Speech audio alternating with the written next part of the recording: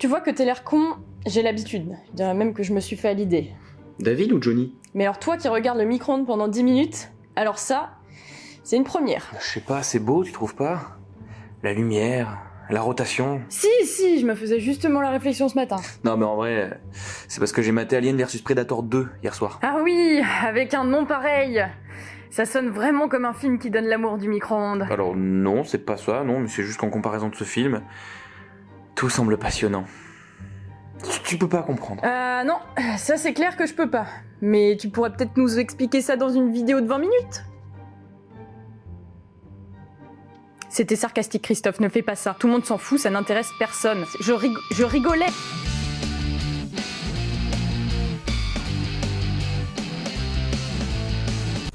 Alien vs Predator, à la base, c'est un comics publié chez Dark Horse dès 1989 et qui a la très cool idée de réunir deux des plus grands prédateurs de la science-fiction. Alors ce genre de crossover, moi quand je les croise en librairie, c'est absolument pas mon truc, mais faut reconnaître que l'idée est vraiment très cool. Dès 1990-91, le film connaîtra une première version inspirée des comics qui ne verra jamais le jour au profit d'Alien 4, mais quelques années plus tard, avec quelques réécritures et Paul W.S. Anderson derrière la caméra, le film est là. Paul W.S. Anderson qui est connu pour faire des films... oui, non, voilà, cette phrase est finie, il est connu pour faire des films. Et celui-là s'inspire des théories impliquant des extraterrestres dans la construction des pyramides sur notre planète, et raconte une chasse entre Predator et Alien lors d'un rite de passage à l'âge adulte, avec bien sûr des humains pris au milieu du bordel. Et autant le film attise la curiosité de beaucoup de fans, pour qui la réunion des deux créatures est un fantasme de cinéphile, autant pour d'autres, c'est une promesse de gros nanar. James Cameron et Ridley Scott notamment, qui travaillaient sur un éventuel 5e film Alien, supposé raconter les origines de la créature, abandonneront complètement le projet, considérant que cet Alien vs Predator bousillerait la crédibilité de la saga. Et finalement, Ridley Scott, en gardant cette idée d'explorer les origines du xénomorphe, prouvera qu'il est capable de niquer la saga tout seul. Comme un grand. Alien vs Predator sort finalement en 2004 en réalisant un score honnête au box-office mais ramassant un succès critique plutôt mauvais. Et comme on m'a toujours très mal vendu ce film, j'ai mis du temps avant de le regarder. Il a fallu attendre un de ces soirs où mon cerveau est réglé sur le mode « pourquoi pas ?», afin que je mate AVP. Et franchement... j'ai pas passé un si mauvais moment que ça. Alors me faites pas dire ce que j'ai pas dit, c'est très loin d'être un chef-d'œuvre. Niveau scénario, écriture des personnages et même design des Predators, le film se plante. Mais si tu le prends pour ce qu'il est, c'est-à-dire un crossover qui réalise juste son délire de réunir deux des icônes de la SF horrifique, et franchement, moi je trouve que c'est ok. Malgré son scénario et ses personnages très osef, les effets spéciaux étaient pas mal, les décors assez cool, j'avais bien aimé le concept de la pyramide qui change constamment de configuration, et les combats étaient assez jouissifs, même si trop rares à mon goût. Bon, depuis je me suis pas empressé de le revoir pour autant, mais tout ça pour dire que je m'attendais à pire. À bien pire. Tel qu'on me l'avait vendu, je m'attendais à un gros nanar bien débile qui me ferait passer un mauvais moment. Mais comme j'ai toujours pris ce film comme un crossover, juste pour le délire, sans trop l'intégrer au canon de la saga, même si techniquement j'ai tort, ça l'est vu qu'un crâne d'alien apparaît dans Predator 2, mais vous voyez ce que je veux dire? Dans mon souvenir, c'est pas scandaleux parce que j'ai l'impression que le film se prend moyennement au sérieux au sein de la saga.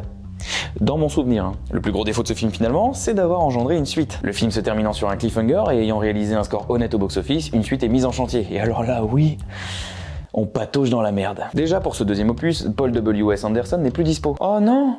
Donc il faut quelqu'un d'autre pour réaliser le film et ce seront les frères Strauss qui vont s'y coller. Deux mecs avec une solide carrière en tant que spécialiste des effets spéciaux sur de gros projets mais qui s'initient leur premier long métrage en tant que réalisateur.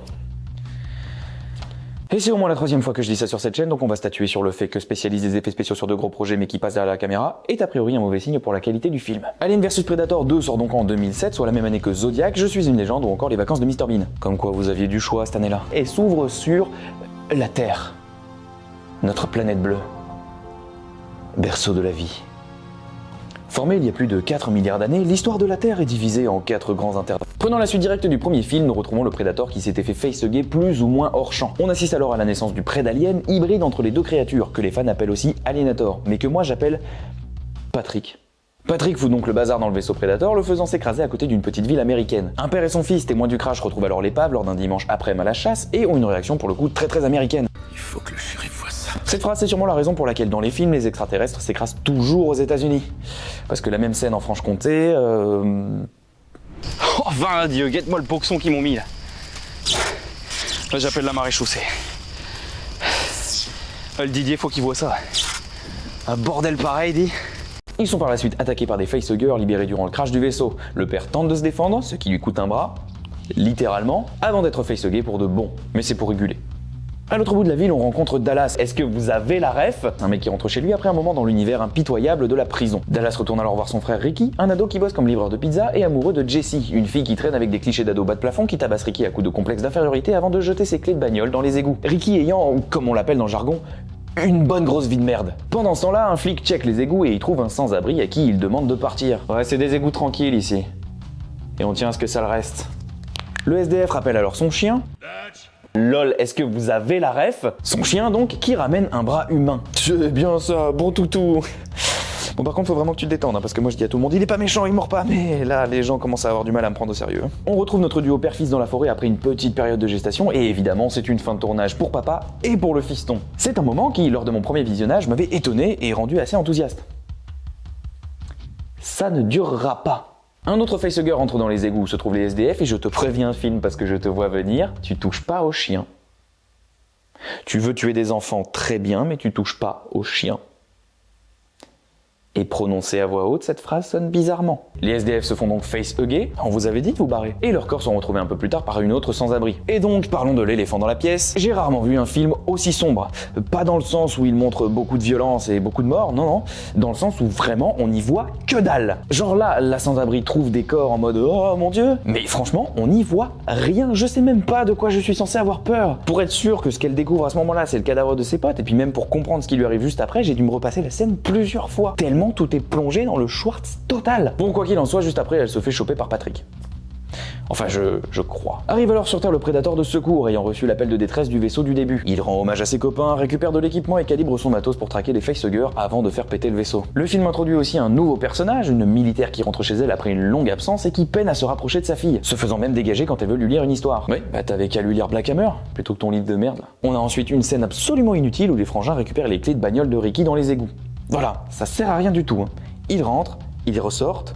Titre, mais j'espère que vous serez soulagés durant tout le reste du film de savoir qu'ils ont les clés de la bagnole avec eux. Les habitants font alors une battue pour retrouver les chasseurs du début, sous les yeux du prédateur qui, lui, a retrouvé les cadavres et mène sa propre enquête. Grâce à une espèce de lessive alien, il dissout les cadavres aussi bien que Macron dissout l'Assemblée nationale. Non, quitte à faire des vannes politiques, je préférais quand on citait Chirac. Lui au moins il emmerde plus son monde. Malheureusement, le prédateur fait la rencontre de Ray, un flic un petit peu zélé qu'il doit tuer. Ses collègues partent à sa recherche dès le lendemain matin et le retrouvent dépecé et suspendu à un arbre dans le plus grand respect de la tradition. Parce que le prédateur, il efface les preuves quand c'est les aliens qui tuent, mais quand c'est lui, en vrai, il est un petit peu fier, alors il met le cadavre bien en évidence. Il poursuit son enquête dans les égouts, ce qui m'arrange moyen, parce que ça veut dire qu'on va encore y voir comme à travers une pelle. Ouais, enfin, vous êtes mignons aussi. Je me rappelle jamais d'où c'est qu'ils ont foutu la bague de diable sur ces conneries là. Oh, puis je m'en fous, je le mets en auto. Il tombe sur les cadavres des sans-abri et hop, petit coup de lessive. Il pose ensuite quelques pièges et est attaqué par des aliens qu'il arrive plus ou moins à gérer. De ce que je devine de l'action en tout cas. Les aliens se sauvent et la traque se poursuit à la surface, dans la ville. Tandis que la femme de Ray se fait tuer, elle va pouvoir revoir son mari, c'est bien. Le prédateur poursuit un alien à l'usine. Et pendant ce temps, Ricky rencontre son crush à la piscine pour un bain de minuit. Parce qu'on essaye de faire un slasher, donc il faut bien mettre un personnage féminin à poil. Alors, dis-moi. C'est moi que tu mates? Ou l'horloge? Waouh, il est déjà 22h05. Mais ils sont interrompus par le Jean-Michel complexe d'infériorité qui lui a pété la gueule la première fois. Un alien se faufile dans la piscine et plonge dans l'eau, parvenant alors à buter 2 adolescents. Un autre se fraye un chemin jusqu'à la maison de la militaire et bute le père. Comme ça tu seras obligé d'aimer ta mère à nouveau. Le prédateur parvient alors à tuer l'alien de la piscine et hop, Ariel. Oui, alors je sais que la ville est petite, mais il était pas à l'usine le prédateur? Quoi? Oui, non, bah y a pas de raison que le film il ait le droit d'être dans le Schwartz et pas moi. Au prix de l'électricité. Les ados retrouvent alors le grand frère et le shérif pour les prévenir que y a une grosse bébête à la piscine. Et lorsqu'ils vont vérifier, il y a plus de bébête à la piscine, mais il y a du sang partout dans les vestiaires. Donc quand les meufs de mon collège disaient qu'elles avaient leurs règles pour esquiver la natation, c'était pas juste une disquette en fait. Ouch. Vu que ça commence à être une sacrée hécatombe, les personnages vont s'équiper dans une armurerie. La garde nationale arrive en même temps avec v'là les flingues et v'là les humeurs. Mais enfin de toute façon on s'en fout parce qu'ils prennent bien le soin de pas être groupés du tout pour se faire éclater par les aliens un par un. On va mourir, n'est-ce pas? Non, pas toi, non.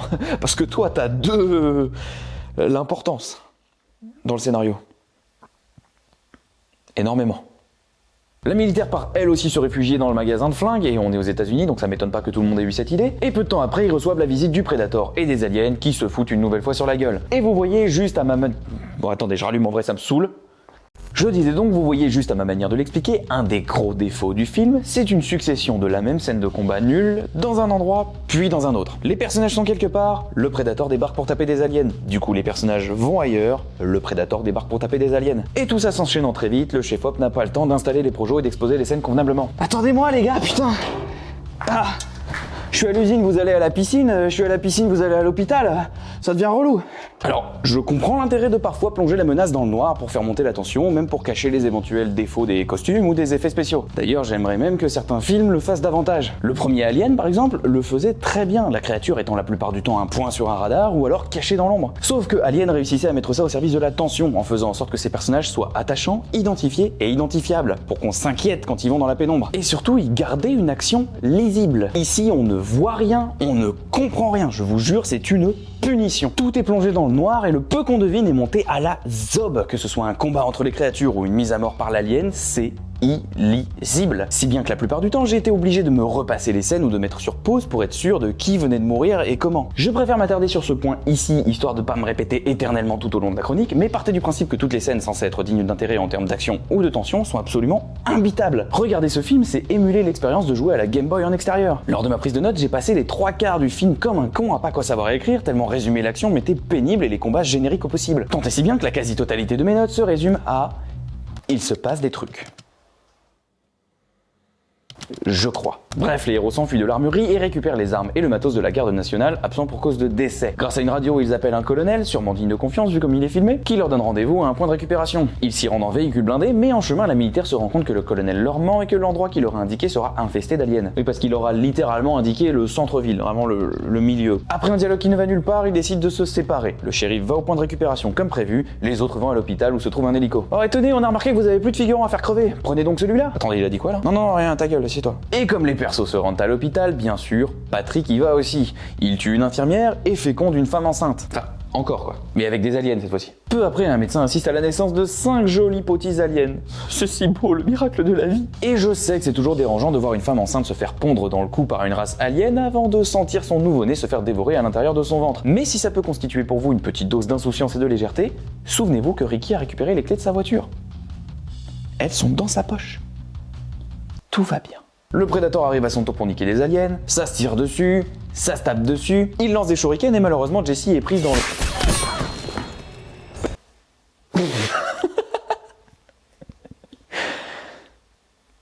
Vous êtes sérieux? Dénué de charisme mais pas de colère, Ricky tire sur le Predator, ce qui ne donne absolument rien, et ramasse ensuite son arme par terre. Et retenez-le parce que c'est important pour la fin de ce film et pour le lore général de la saga. Les héros rejoignent l'hélico, le Predator se fight contre Patrick dans un combat final aussi décevant que tout le reste du film, le gouvernement bombarde la ville afin de tuer les monstres et les témoins, faisant ainsi du colonel un menteur et ce contre toute attente. Les survivants se réveillent au milieu des décombres de l'explosion, la militaire réfléchit à la psychanalyse qu'elle devra payer à sa fille toute sa vie, les soldats récupèrent le flingue du Predator lequel est remis à une certaine madame Yutani afin d'intégrer cette bouse quelque part dans le canon, et Alien vs Predator Requiem est terminé. Et c'était vraiment pas bien. Alors, vous savez, moi, j'aime bien relativiser, trouver des défauts au chef-d'œuvre et mettre en avant les qualités des films de merde. Ici, relativiser, c'est très compliqué parce que le film a vraiment pas grand-chose pour lui.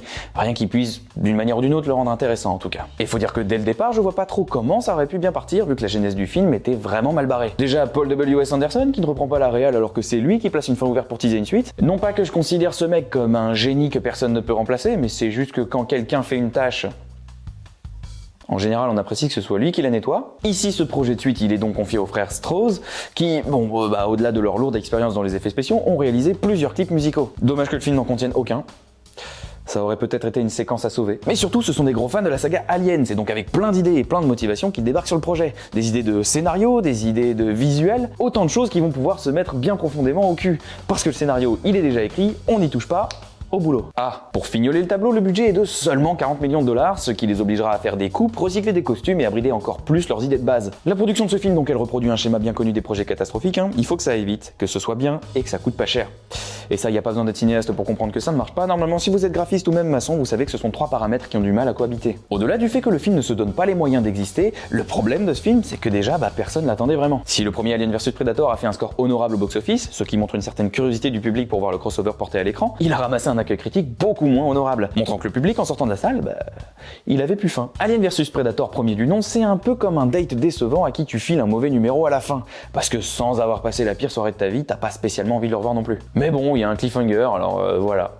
En résulte une suite pénible à regarder, dont on oublie au bout de 10 minutes que c'est une suite d'ailleurs, et qui se torche avec non pas une, mais avec deux des plus grandes sagas du cinéma. Mais en réalité, ce qui le rend pénible à regarder selon moi, ce n'est ni son statut de suite, parce que comme je l'ai dit, on oublie très vite que c'est une suite, ni le fait qu'il chie sur deux franchises à la fois. Enfin si, ça c'est relou bien sûr, mais je veux dire c'est pas comme s'il installait des trucs nuls dans le canon qu'on était obligé de se trimballer dans la suite de la saga. J'ai l'impression que c'est assez facile de faire sans ce film-là dans le canon quand même. En réalité, ce film, il est mauvais parce qu'il est juste mal fait, techniquement. Ou plutôt, il est bien fait, avec comme ligne directrice de très très mauvais choix. Ici, le film choisit de s'éloigner de la science-fiction pour se rapprocher du slasher. Et moi, j'ai rien contre le slasher, hein, c'est un choix singulier pour faire se rencontrer les deux sagas que sont Alien et Predator, mais en soi, pourquoi pas? C'est juste que le slasher, c'est très codifié, et que par conséquent, ça devient vite cliché si c'est mal fait. Bien sûr, ici, ça l'est. Déjà, les personnages sont très très mal écrits et absolument pas attachants. Ils se limitent à un prénom, que j'ai dû vérifier sur Wikipédia pour la plupart à l'écriture de cette vidéo, et 2-3 lignes directrices qui les caractérisent vite fait, genre machin sort de prison, bidule est amoureux de machine, et Trucmuche veut se rapprocher de sa fille. De légères intrigues propres à chaque personnage, mais qui ne connaîtra pas la moindre évolution ou le moindre développement durant le récit, ni la moindre résolution à la fin. Partant de là, donc j'en ai absolument rien à foutre de ce qui va leur arriver, je suis absolument pas inquiet de les voir mourir. Et encore faudrait-il que je puisse les voir mourir parce que comme je l'ai dit, le film est illisible. C'est vraiment ce qui ruine le visionnage pour moi, pire encore que la mauvaise écriture des personnages. Je l'ai maté dans des bonnes conditions, et la plupart des scènes sont juste incompréhensibles à cause de l'exposition et du montage. Des choix manifestement volontaires qui bousillent le seul intérêt du film, voir des extraterrestres se taper dessus et buter des gens. Ses personnages et sa photographie. Juste avec ces deux points-là, le film nique tout son concept. Autant le premier réalisait le délire de réunir les deux créatures pour des combats un tant soit peu satisfaisants, autant ici les combats ne sont jamais satisfaisants, jamais construits ou créatifs tellement on n'y voit rien. Bien sûr, au-delà de niquer l'intérêt du crossover, ça bousille aussi le côté slasher, puisque la plupart des mises à mort ou des menaces sont plongées dans le noir. Le film n'arrive jamais à construire la moindre tension. Et c'est dommage puisqu'il a visiblement l'intention de faire peur, en servant du gore à outrance et en tuant des personnages habituellement épargnés dans ce genre de film. Sauf que buter un enfant ou une femme enceinte, oui c'est dérangeant sur le moment, mais c'est oublié 3 plans plus tard quand Jessie se prend un shuriken. J'ai eu un énorme fou rire à ce moment du film. Et encore une fois, le rire ça peut avoir sa place dans un slasher. Mais le problème c'est que c'est pas ce que le film souhaite me faire ressentir à ce moment-là, quand il fait mourir le love interest du héros censé survivre jusqu'à la fin. Le film il est juste incapable de me faire peur ou de retenir de la gêne bien longtemps. Ajoutons à ça que le film dans son intégralité est très décousu et assez compliqué à suivre. J'entends par là qu'entre Patrick qui sème des potis aliens un peu partout et le Predator qui en bute par-ci par-là, j'ai très vite perdu le compte entre les deux camps. Je sais jamais trop qui meurt ou non parmi les héros, enfin bon bref, je suis complètement paumé et pas du tout investi dans l'évolution des choses. Donc le résultat devant le film, c'est que on patiente. Au moment où on sait que les héros ont la possibilité de se sauver en hélico, on patiente, jusqu'à ce qu'ils atteignent le véhicule salvateur. Rien à voir avec Dali. Un hélico qui signera, par pur amour du cliché, la fin du film. Mais le reste, on s'en fout complètement. La perspective de revoir ce film, en tout cas, ne suscite absolument pas l'appréhension d'avoir peur chez moi. L'appréhension de l'ennui, par contre, parce que l'histoire tient sur un timbre, parce que les héros sont pas attachants et parce que les 3/4 du film sont plongés dans le noir. Et de toute façon, les combats sont si peu inspirés que même mieux exposés, je suis pas sûr que ce soit très intéressant. Je passe sur les décors que je trouve vraiment nuls, et même si je salue la volonté de créer de la diversité par rapport au premier film, on passe quand même d'une pyramide alien souterraine à une petite ville du Colorado, sa réserve naturelle, son centre-ville et ses égouts chaleureux. Le Colorado. Alors, certes, cette suite a un budget plus faible que son prédécesseur, mais je trouve ça vraiment cheap quand même. Et être une version cheap d'Alien vs Predator, c'est vexant. Donc autant j'aime relativiser, autant là... Non, j'ai vraiment passé un mauvais moment. Le film n'a rien pour lui. Il représente une furieuse perte de temps et, contrairement à son prédécesseur, il ne réussit même pas l'exploit d'être cool à regarder avec quelques potes, de la pizza et quelques bières. Et c'est dommage, parce qu'à la base, on avait deux mecs qui débarquaient sur le projet avec des idées et des ambitions. Des mecs passionnés par la licence, qui avaient de vraies envies de s'éclater sur le projet en faisant une suite. Genre une vraie suite. Mais une fois de plus, Alien vs Predator 2, c'est un projet davantage guidé par l'amour du chiffre que par la considération de l'esprit créatif. Un projet où respecter la date de sortie est plus important que d'avoir de bonnes idées ou laisser travailler les gens. Le film est donc produit avec un budget et des délais ridicules, forçant nos réalisateurs à cacher la misère comme ils peuvent. En résulte ce mauvais slasher, trop sombre, trop court, mal écrit, mal joué, jamais effrayant. Faisant d'Alien vs Predator Requiem un mauvais Alien, un mauvais Predator et un mauvais Requiem. Ce sont 1h30 que vous gagnerez forcément à investir dans autre chose. Peu importe quoi. Et en investissant quelques minutes de plus, vous aurez le temps de voir ou de revoir Predator, ce classique de McTiernan, un film généreux en action, en muscles et en punchline comme les années 80 en avaient le secret. Ces acteurs aux tronches inoubliables et ce final explosif, c'est ça Predator. Et c'est aussi des pompes. Et ça n'a aucun rapport. Vous pouvez aussi revoir Alien, un classique de la science-fiction horrifique qui éveillera vos peurs les plus primitives, qui pique votre curiosité avec les questions qu'il pose sans jamais y répondre, et qui, là encore, propose des personnages attachants et des retournements de situation. S'il faut trouver un point positif, un seul point positif à ce Alien vs Predator Requiem, c'est qu'il a définitivement enterré l'idée de porter ce crossover au cinéma. Et ça, c'est une bonne chose. N'ayant pas lu les comics, je peux pas complètement vous inviter à les feuilleter, mais je pense que je m'avance pas trop en vous disant que si l'idée du crossover vous plaît, vous y trouverez des meilleures histoires et des meilleurs personnages que dans ce film. En tout cas, c'est sûrement dessiné pour qu'on y voit quelque chose au moins. Et sinon, il y a Predator contre Wolverine. Et voilà, cette vidéo est maintenant terminée. J'espère qu'elle vous a plu. Une fois de plus, vous connaissez la chanson, le commentaire, le like, le partage sont appréciés par l'algo. N'hésitez pas aussi à vous abonner si ce n'est pas déjà fait ou à me rejoindre sur Insta. Et il ne me reste plus qu'à vous souhaiter une bonne journée, une bonne soirée ou une bonne nuit. Prenez soin de vous. Ciao.